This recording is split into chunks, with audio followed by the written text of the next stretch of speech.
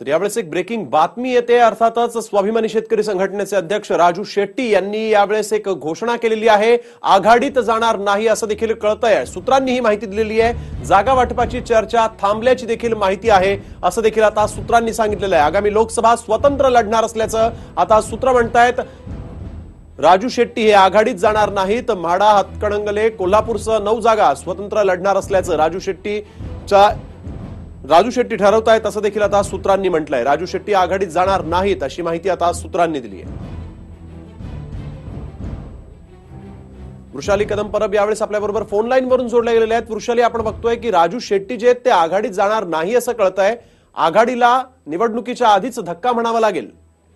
नक्कीच निवडणुकीच्या आधीच आघाडीला हा मोठा धक्का बसलेला आहे। आपण पाहतोय पुढच्या 15 ते 20 दिवसांमध्ये आचारसंहिता ही लागू होणार आहे आणि असं असताना देखील आघाडीच्या जागांसंदर्भातला अजूनही अंतिम निर्णायक निकाल हा लागलेला नाहीये। राजू शेट्टी यांना आघाडीमधल्या 2 जागा मिळतील असं आपल्याला कळतंय, ज्याच्यामध्ये बुलढाण्याची जागा रविकांत तुपकर यांना दिली जाईल स्वाभिमानीच्या, आणि स्वतः राजू शेट्टी यांचा हातकलंगडे हा जो मतदारसंघ आहे ती जागा, अशा 2 जागा काँग्रेस देऊ करते। मात्र या 100% देऊ करतच आहे किंवा या संदर्भातला देखील निर्णायक अद्याप माहिती त्यांना कळवण्यात आलेली नाहीये। त्यामुळे सगळं तळ्यात मळ्यात असल्यामुळे आणि निवडणुका तोंडावर येऊन ठेपल्यामुळे आता स्वाभिमानी शेतकरी संघटनेनं स्वतंत्र लढण्याचा विचार सुरू केल्याचं आपल्याला कळतंय। पुढच्या आठवड्यात त्यांची राज्यस्तरीय बैठक देखील होणार आहे आणि अंतिम निर्णय हा घोषित केला जाणार आहे। मात्र सध्या 9 जागांवर राजू शेट्टी लढणार असं आपल्याला कळतंय, ज्याच्यामध्ये स्वतःची त्यांची हातकलंगणीची जागा, त्याचप्रमाणे कोल्हापूर, म्हाडा, सांगली, वर्धा, बुलढाणा,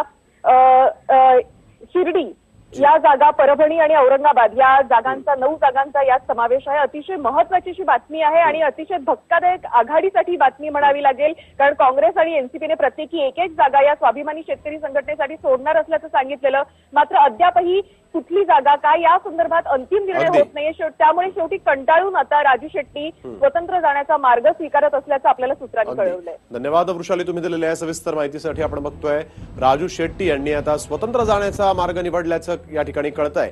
सूत्रांनी तशी माहिती आता दिलेली आहे। राजू शेट्टी आघाडीत गेले नाहीत तर मात्र आघाडीला फटका बसू शकतो, कारण येणाऱ्या निवडणुकांमध्ये खरं तर राजू शेट्टींची एक मोठी ताकद आघाडीला मिळाली असती असं देखील यावेळेस सांगण्यात येत आहे।